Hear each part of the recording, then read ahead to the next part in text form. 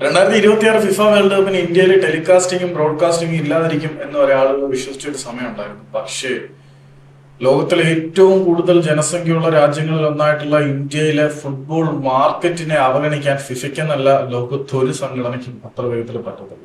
ഫുട്ബോളിനെ നല്ല രീതിയിൽ കച്ചവടം ചെയ്യാൻ പറ്റിയ ഒരു മാർക്കറ്റ് ഇന്ത്യയിൽ വളർന്നു വരുന്നുണ്ട് എന്ന് കണ്ടറിഞ്ഞുകൊണ്ട് തന്നെ റൈറ്റും കാര്യങ്ങളൊക്കെ കുറച്ചിട്ട് തന്നെ ഇന്ത്യയിൽ ബ്രോഡ്കാസ്റ്റിംഗിന് ആളെ സെറ്റ് ആയിട്ടുണ്ട്. സി നെറ്റ്വർക്ക് ആയിരിക്കും ഇന്ത്യയിൽ ബ്രോഡ്കാസ്റ്റിംഗ് നടത്താൻ പോവുക. അവരുടെ റൈറ്റ്സും കാര്യങ്ങളൊക്കെ വിറ്റുപോയിട്ടുണ്ട്.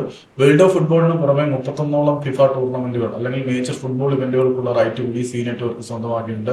അവരുടെ പുതിയ ചാനലിന്റെ ലോഞ്ചിങ്ങോട് കൂടിയിട്ടായിരിക്കും ഫിഫ വേൾഡ് കപ്പ് ആഘോഷമായിട്ട് നമ്മൾ കാണാൻ പോകുന്നത്. പിന്നെ ഏതായാലും അവർ മേജർ ഫുട്ബോൾ ഇവന്റ്സുകളൊക്കെ സ്വന്തമാക്കി കഴിഞ്ഞ് ഇന്ത്യൻ സൂപ്പർ ലീഗിന്റെ ടെലികാസ്റ്റിംഗും അല്ലെങ്കിൽ ഇന്ത്യൻ ഫുട്ബോൾ ലീഗിന്റെ ഒക്കെ ടെലികാസ്റ്റിംഗും കൂടി അവർ സ്വന്തമാക്കിയിരുന്നെങ്കിൽ കൊള്ളായിരുന്നു. ഏതായാലും ഓൾ ഇന്ത്യ ഫുട്ബോൾ ഫെഡറേഷൻ അവരുടെ ഒഫീഷ്യൽ സോഷ്യൽ മീഡിയ ഹാൻഡിലിൽ കൂടി ഇതിനെ വലിയൊരു നേട്ടമെന്നൊക്കെ പോസ്റ്റും കാര്യങ്ങളൊക്കെ ഇട്ട് വെച്ചിട്ടുണ്ട്. പക്ഷേ ഇതിനകത്ത് മനസ്സിലാക്കേണ്ട ഒരു കാര്യം, ഇന്ത്യൻ നാഷണൽ ടീമിലെ പ്ലേയേഴ്സിന് മര്യാദയ്ക്ക് പന്ത് കിക്ക് ചെയ്യാൻ പോലും പറ്റത്തില്ല.